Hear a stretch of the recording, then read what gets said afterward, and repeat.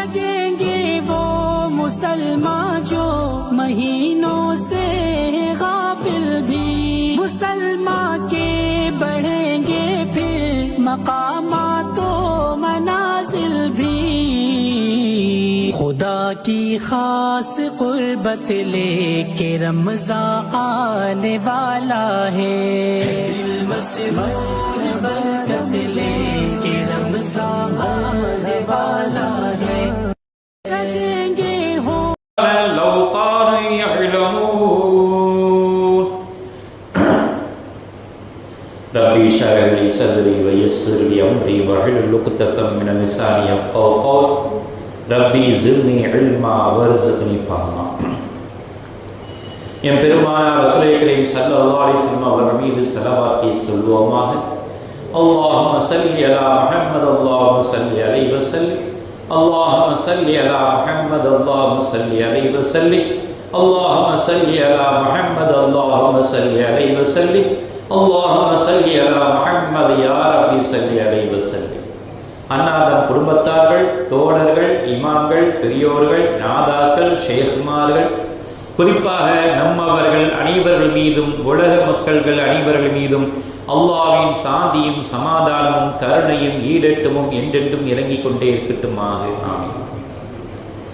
அல்லாஹ்வின் நல்லடியார்களே, அருமை பெரியார்களே, நாம் புனிதமான இறைவனுடைய நல்ல மாதமாகிய ரஜப் மாதத்தில் அமர்ந்திருக்கின்றோம். இந்த மாதத்திலே எவ்வாறு அமல் செய்ய வேண்டும், எவ்வாறு இந்த நேரத்தை நன்மையுடன் கழிக்க வேண்டும் என்பதை பெருமானார் ரசூலே கரீம் ஸல்லல்லாஹு அலைஹி அவர்கள் அழகானபடி சொல்லி காட்டியிருக்கின்றார்கள். இந்த மாதம் வீண் விளையாடக்கூடிய மாதம் அல்ல, வீணான விரயம் செய்யக்கூடிய மாதம் அல்ல, வீணான உணவு பண்டங்களை வீணாக்கக்கூடிய மாதம் அல்ல, வீணான காலங்களையும் நேரங்களையும் விரயமாக்கக்கூடிய காலம் அல்ல. இவையெல்லாம் கை சேதப்படக்கூடிய காலமாக நாம் உணர வேண்டிய ஒரு மாதமாக இருந்து கொண்டிருக்கின்றோம். ஏனென்றால் ஐஸ் வியாபாரி ஐஸ் விற்கும் பொழுது தன்னுடைய ஐஸ் எல்லாம் கரைந்து விட்டால் எவ்வளவு நஷ்டமாக நினைப்பாரோ, ஒரு மாவு வியாபாரி மாவெல்லாம் காற்றிலே பறந்து விட்டால் எவ்வளவு கை சேதப்படுவாரோ, வியாபாரிகள் பொருளெல்லாம் வீணாகிவிட்டால் எவ்வளவு நஷ்டமாக நினைப்பார்களோ, அதைவிட பன்மடங்கான நஷ்டமாக நினைக்கக்கூடிய மாதமாக இருக்கின்றது என்று இஸ்லாம் அழகான முறையை வலியுறுத்தி காட்டுகின்றது.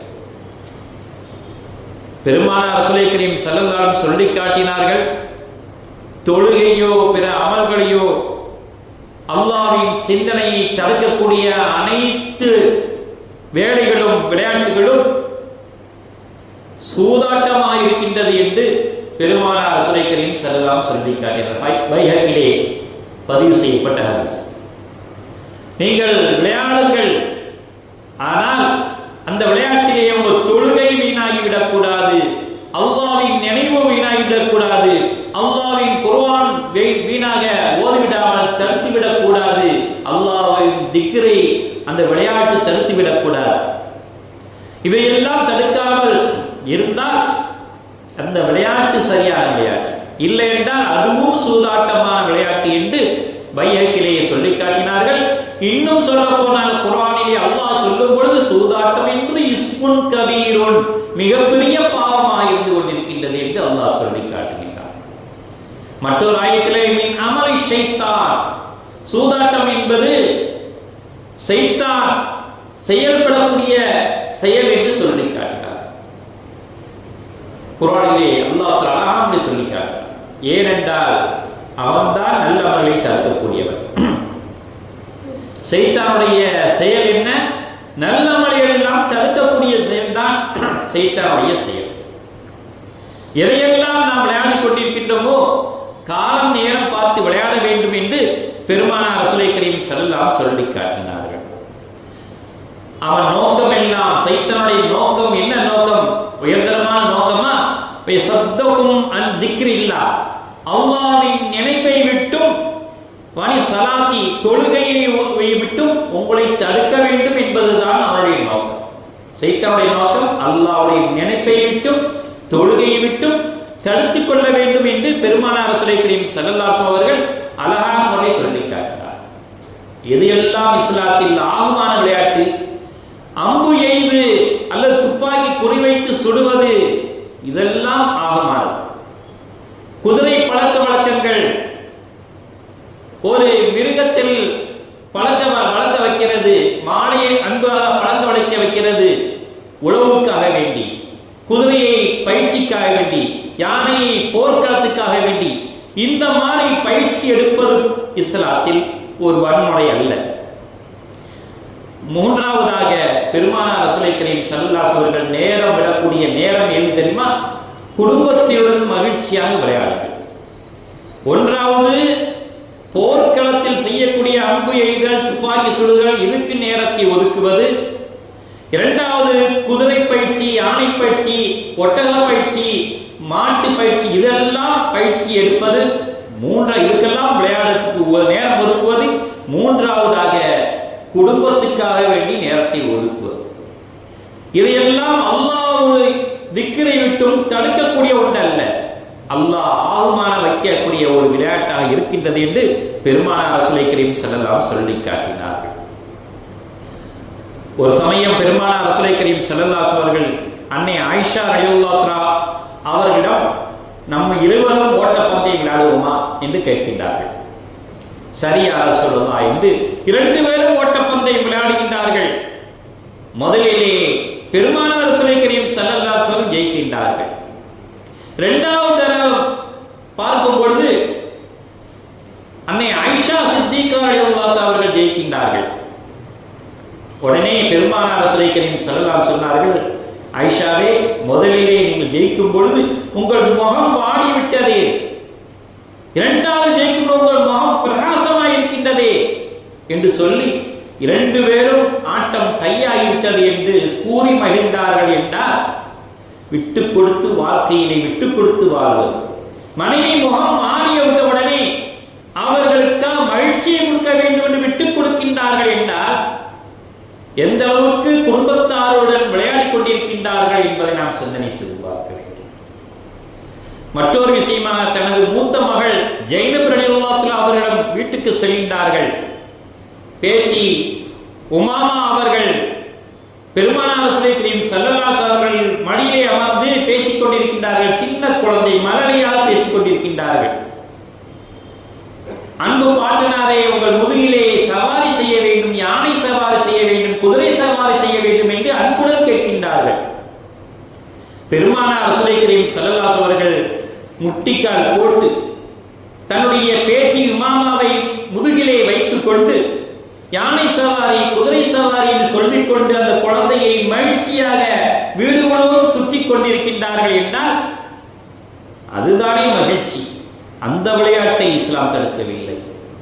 உடலுக்கு உண்டான பயிற்சியான விளையாட்டுகளை தடுக்கவில்லை, மன மகிழ்ச்சியான விளையாட்டுகளை தடுக்கவில்லை.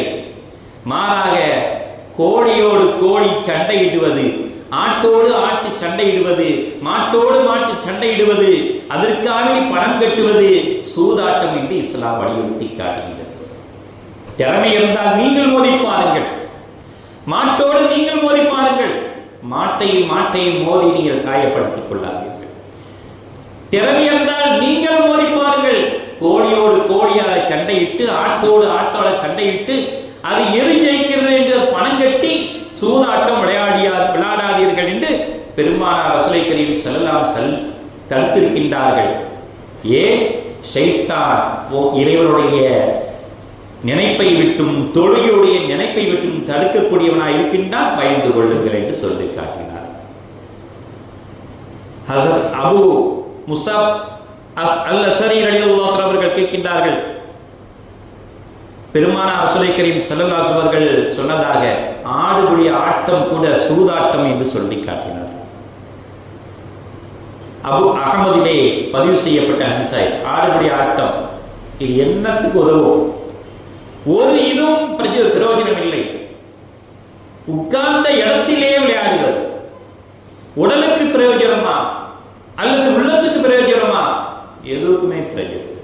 அதிலையும் சூதாட்டம் இருக்கின்றது, அதையும் நீங்கள் செய்யாதீர்கள் என்று தடுத்து விட்டார்கள். நூல் அகமதிலே பதிவு செய்யப்பட்ட ஹதீஸா இருக்கின்றது.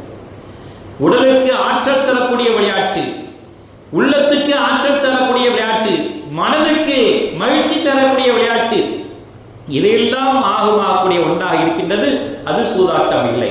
மாறாக எதுவுமே பிரயோஜனம் இல்லாத விளையாட்டு, வீண் விளையாட்டாக விளையாடாதீர்கள். இந்த மாதம் அமலுக்குரிய மாதம். இந்த நேரத்தை செலவழிப்பதன் மூலமாக அல்லாஹ் அல்லாஹ் என்று திக்ர் செய்வது எவ்வளவு பெரிய உகந்தது. மறுமையிலே நம்மை எழுப்பி எத்தனை தடவை சூதாட்டம் விளையாடினீர்கள், எத்தனை வட்டம் நீங்கள் புலியாட்டம், தேனாட்டம், கம்பாட்டம், கிளியாட்டம் விளையாடினீர்கள் என்று யாரும் அல்லாஹ் நம்மை பார்த்து கேட்க மாட்டான். எத்தனை திக்ர் செய்தீர்கள், எத்தனை தடவை தர்மம் செய்தீர்கள், எத்தனை தடவை தொழுவீர்கள், என்னென்ன வக்துகள் விட்டீர்கள், இதைத்தான் அல்லாஹ் கேட்கின்றானே தவிர மாறாக இந்த மாதம் ஒரு விளையாட்டான மாதமாக இருக்கக்கூடாது என்று பெருமானார் ரசூலுல்லாஹி கரீம் ஸல்லல்லாஹு அலைஹி சொல்லி காட்டினார்கள். மற்றொரு விஷயமாக ஒரு காலம் வரும், அந்த காலம் ஆன்மீக காலமாக இருந்தது. ஒரு காலம் பெருமானார் ரசூலுல்லாஹி கரீம் ஸல்லல்லாஹு அலைஹி அவர்களுடைய நெருக்கமான காலம் ஆன்மீக காலமாக இருந்தது. அதுக்கு அடுத்த காலம் விஞ்ஞான அறிவு காலமாக மாறியது. இப்போ உள்ள காலம் விளையாட்டு காலமாக மாறிவிட்டது. இந்த விளையாட்டு என்பது ஏதாவது பிரயோஜனமாக இருந்தால் அது இஸ்லாம் தடை சொல்லவில்லை. ஆன்மீகம் மனதுக்கு சிறந்தது என்று சொல்லி காட்டுகின்றது. அறிவியல் அறிவுக்கு சிறந்தது என்று சொல்லி காட்டிய விளையாட்டு உடலுக்கு சிறந்தது என்று இஸ்லாம் வலியுறுத்தி காட்டத்தான் செய்கின்றது. ஆனால் அது அப்புறமான விளையாடுவது, சூதாட்டமாக நேரம் போக்குவதற்காக வேண்டி சுண்டி விளையாடக்கூடிய விளையாட்டை பெருமானார் ரசூலுல்லாஹி கரீம் ஸல்லல்லாஹு அலைஹி வஸல்லம் தடுத்திருக்கின்றார்கள். விரலால் சுண்டாதீர்கள். இப்படியாக நிறைய விளையாட்டுகளை பெருமானார் ரசூலுல்லாஹி கரீம் ஸல்லல்லாஹு அலைஹி வஸல்லம் உடலுக்கு, உள்ளத்துக்கு, மனதுக்கு உயர்வான விளையாட்டுகளை விளையாடுங்கள் என்று சொல்லி காட்டினார். ஏனென்றால் காலம் பொன் போன்றது, அதில் நன்மைகளும் அமல்களும் கண் போன்றது என்று இஸ்லாம் வலியுறுத்தி காட்டினார். காலம் பொன் போன்றது, கடமை கண் போன்றதல்ல, நாம் செய்யக்கூடிய அமல்களும் செயல்களும் கண் போன்றது என்று சொல்லி காட்டியது இஸ்லாம். ஆகவே தான் இந்த விளையாட்டுகளை விளையாடாதீர்கள் என்று பெருமானார் ரசூலுல்லாஹி கரீம் ஸல்லல்லாஹு அலைஹி சொல்லி காட்டினார். வமா ஹாதில் ஹயாத்துத் துன்யா இல்லா லஹுன் வ லஇபு. இன்னும் இவ்வுலக வாழ்க்கை வீணும் விளையாட்டுமை என்று வேறு இல்லை. அமல் செய்யாமல் நீ வாழ்ந்தீர்கள் என்றால் இந்த உலகம் வீண் விளையாட்டாக மாறிவிடும் என்று அல்லாஹ் எச்சரிக்கை செய்து இன்ன தாரல் ஆகிரத்த லஹினல் ஹயவான லவ் கானு யஅலமூன். இன்னும் நிச்சயமாக மறுமை வீடாகிறது திடமாக, நித்திய ஜீவனாக, நித்திய வாழ்க்கையாக இருக்கின்றது, நிரந்தரமான வாழ்க்கையாக அதுதான் இருக்கின்றது என்று யார் அறிகின்றார்களோ அவர்தான் அறிவாளி என்று இஸ்லாம் குர்ஆன் ஆயத்தின் மூலமாக தெளிவுபடுத்துகின்றது. ஏனென்றால் இந்த மாதம் அவ்வொரு உன்னதமான மாதமாக இருந்து கொண்டிருக்கின்றது.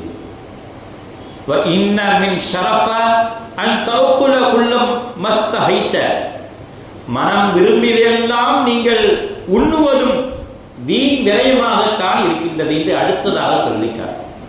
காலத்தை வீண் விரயம் விளையாட்டின் மூலமாக, உணவின் வீண் விரயம் தேவையில்லாததான் சாப்பிடுவது.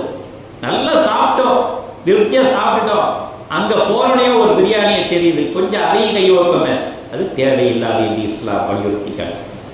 ஒரு அழகான பொருள் அல்லது அழகான ஒரு தின்பண்டம் வயதுள்ள சாப்பிட்டாச்சு, அதையும் சாப்பிடுவார்கள்.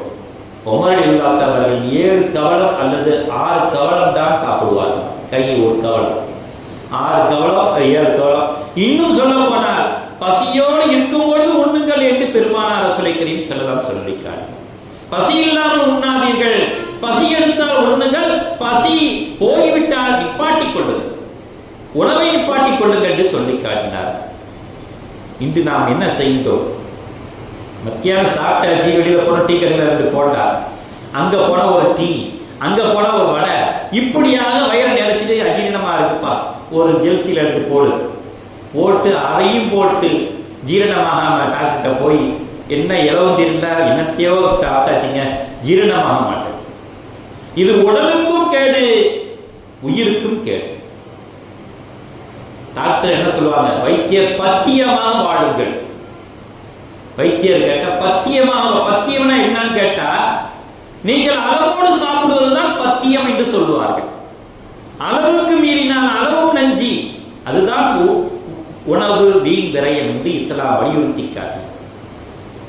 ஏனென்றால் பெருமானார் ரசூலுல்லாஹி கரீம் ஸல்லல்லாஹு அலைஹி வஸல்லம் சொல்லிய ஒரு வாக்கு நடைமுறைப்படுத்தி இருந்தோம் என்றால் நிச்சயமாக நாம் நிம்மதியான வாழ்க்கையை வாழலாம் என்று இஸ்லாம் அழகான மொழி சொல்லிக்காட்டு. 1000 தோழர்கள் சஹாபாக்கள் எல்லாம் கேட்கின்றார்கள், தீன் என்றால் என்ன என்று கேட்கின்றார். தீன் என்றால் என்ன? பெருமானார் ரசூலுல்லாஹி கரீம் ஸல்லல்லாஹு அலைஹி வஸல்லம் அவர்கள் சொன்னார்கள், நற்குணமே தீன் என்று சொல்லி காட்டினார். நற்குணம் என்பதுதான் தீன். நற்குணமை எப்படி சரிபாக்குவது? நஃப்ஸை சரியாக்குங்கள் என்று சொல்லி காட்டினார். நஃப்ஸை எவ்வாறு சரி பண்ணுவது? வயிறை சரியாக்குங்கள் என்று சொல்லி காட்டினார். வயிற்றை எவ்வாறு சரியாக்குவது? நீங்கள் உணவை சரியாக உண்ணுங்கள் என்று சொல்லிக்கார். எங்கிருந்து எங்க தீனுக்கு போதுவாங்க. நீங்கள் வயிறை உணவை சரியாக்கினால் உங்கள் நஃப்ஸ் சரியாகிவிடும். உங்கள் நஃப்ஸ் சரியாகிவிட்டால் தீனும் சரியாகிவிடும். அழகான மொழி சொல்லிக்கார். சாப்பிட்டாச்சுன்னா என்ன நடக்குங்க? என்னங்க இதுக்கு சம்பந்தமே இல்லை என்று கேட்டோம். சாப்பிட்டால் என்ன? நல்ல தூக்கம் வரும். தூங்கினா அமல்கள் செய்ய முடியாது, தொழுகையின் பக்கம் செல்ல முடியாது, தூக்கம் வந்துவிடும். அப்புறம் தொழுகிறோங்க, மத்தியானம் நல்லா சாப்பிட்டா லொஹர் போயிடும். லொஹர்ல தொழுந்து லேட்டா தொழுவிட்டு அப்படியே அசர போயிடும், மகரிப் போயிடும். இப்படியாக அமல்கள் சரிவர செய்ய முடியாது, தீனே இல்லாமல் போயிடும். தீனி உள்ளே போய்விட்டால் தீனு போய்விடும் என்று சொல்லி காட்டிய மார்க்கம் தான் இஸ்லாம். ஆகவே தான் பெருமானார் ரசூலுல்லாஹி கரீம் ஸல்லல்லாஹு அலைஹி வஸல்லம் வயிறை சரியாக்குங்கள், உணவை சரியாக்குங்கள், உள்ளத்தை சரியாக்குங்கள், நஃப்ஸை சரியாக்குங்கள், தீன் சரியாகிவிடும் என்று சொல்லி காட்டினார். ஹஜ்ஜாஜ் இப்னு யூசுப் ஒரு கொடுமையான ஒரு அரசர். அவர் இறந்து விட்டார். இறந்ததை கூட மக்களுக்கு தெரியாமல் வைத்து விட்டார்கள். ஏனென்றால் அவர் செய்த கொடுமைக்கு அவர் மையத்தில் இருந்தார். எல்லா மக்களும் மையத்தை மிதித்து சின்னாபின்னமாக அவமானப்படுத்தி விடுவார்கள். அவ்வளவு கோபம் அந்த யூசுப், ஹஜ்ஜாஜ் இப்னு யூசுப் அவர்கள் மேல். அதை மக்களுக்கு தெரியாமல் பார்த்துள்ளது. ஏனென்றால் அவ்வளவு கொடுமையான அரசர். அந்த அரசர் ஆட்சி பொறுப்பில் ஏற்கும்போது அவர் கூட இருந்த சஹாபாக்கள் தோழர்கள் சொன்னாங்க, இவ்வளவு கொடுமைப்படுத்துறீங்க, ஆனா நான் உங்க நண்பர்களா இருக்கிறதுனால நீங்க செஞ்ச கொடுமையெல்லாம் தாங்கிக்கிட்டோம். எங்களை கொடுமைப்படுத்தல, மக்களுக்கு தான் கொடுமைப்படுத்தினீங்க. ஆனா இந்த மக்களில் சிலவர்கள் இருக்கின்றார்கள், கையேந்தி துவா கேட்டால் உங்கள் அரசாங்கம் தவிடுபடியாகிவிடும் என்று சொல்லி காட்டினார். அப்படியா சொல்ற? அப்படிப்பட்ட மக்கள் தான். ஆமா, மகான்கள் நிறைய இருக்காங்க. கையேந்தி கேட்டா நான் முடிஞ்சு போச்சு சோழி. சரி, இதுக்கு என்ன செய்யணும்? ஒரே ஒரு வழி, நான் ஐடியா செய்கின்றேன் என்று ஹஜ்ஜாஜ் இப்னு யூசுப் எல்லா மக்களையும் உணவுக்கு அழைக்கின்றார். உணவுங்க ஒருவர் கூட பாக்கி இல்லாம வர வேண்டும் என்று வந்து சாப்பிட்டு முடித்தவர் என்ன சொன்னார் என்று தெரியுமா? நான் கொடுத்த உணவு ஹராமான உணவை உங்களுக்கு கொடுத்து விட்டேன். யார் ஹராமான உணவை சாப்பிட்டார்களோ அவர்கள் கையேந்தினால் துவா பலிக்காது. இப்பொழுது நம் நாட்டில் இருக்கக்கூடிய கையேந்தி கேட்கக்கூடிய துவா செய்யக்கூடிய அனைவரும் இந்த ஹராமான உணவை சாப்பிட்டதன் காரணமாக எனக்கு எதிராக நீங்கள் யாரும் துவா செய்ய முடியாது. அப்படி செய்தாலும் அல்லாஹ் அவங்க துவா ஏற்றுக்கொள்ள மாட்டார். அவருடைய அறிவு அதைத்தான் ஃபாலோ பண்ணுகின்றார்கள். முஸ்லிம்களுக்கு உள்ள உணவை, ஹராமான உணவை உட்படுத்த வேண்டும், உண்ண வைக்க வேண்டும். அவர் நமக்கு எதிராக துவா செய்துவிடக் கூடாது என்று பல யூதர்கள் நமக்கு எதிராக செயல் திட்டம் தீட்டுகின்றார்கள் இவர்கள் வழியாக. ஆனால் அவர்கள் மன்னிப்பு கேட்கும் வார்த்தை சொன்ன உடனே அத்தனை பேரும் கண்ணீர் மல்க இறைவன் மன்னிப்பு கேட்டான், கருணையாளர் மன்னித்தான். அவர்கள் துவாவை ஏற்றுக்கொண்டு யூசுப், ஹஜ்ஜாஜ் இப்னு யூசுஃபுடைய சரித்திரத்தை முடித்தான் என்று வரலாற்று கூறி. ஆகவே அருமை தெரியாது, உணவு நம்முடைய துவாக்களுக்கு ஒரு சப்போர்ட்டிங்கா இருக்க வேண்டும். நாம் கேட்கின்ற துஆ அல்லாஹ்வால் கேட்கப்பட வேண்டும், அல்லாஹ்வால் ஏற்றுக்கொள்ளப்பட வேண்டும் என்றால் உணவும் ஒரு காரணமாக இருக்கின்றது. ஹலாலான உணவை சாப்பிடுவோம், ஹலாலான உணவையை ஒடுப்போம், ஹலாலா பேச்சுகளை பேசுவோம், இந்த ரஜப் மாதத்தை புனிதப்படுத்துவோம். யா அல்லாஹ், இப்படிப்பட்ட ரஜப் மாதத்தை எங்களுக்கு புனிதமான மாதமாக ஆக்குவது தருவாயாக. யா அல்லாஹ், நாங்கள் எந்த தவறு செய்தாலும் உன்னுடைய கருணை கொண்டு மன்னிப்பாயாக. நாங்களோ அறியாதவர்களாக இருக்கின்றோம் யா அல்லாஹ், நாங்களோ தெரியாதவர்களாக இருக்கின்றோம் யா அல்லாஹ், நாங்களோ ஊர் மக்களோடு ஒட்டி பழகும் பொழுது சில தவறுகள் ஏற்பட்டு விடுகின்றது யா அல்லாஹ், அதையெல்லாம் உன்னுடைய கருணையை கொண்டு மன்னிப்பாயாக. வாஹிர் அல்ஹம்துலில்லாஹி ரப்பில் ஆலமீன். பாரக்கல்லாஹு லனா வ லக்கும் பில் குர்ஆனில் அலீம் வ நஃபஅனா பில் ஆயாத்தி ذிக்ரில் ஹக்கீம் இன்னஹு தஆலா ஜவாதுல் கரீம் மாலிகுல் கரீம் வ ரഊஃபுர் ரஹீம்.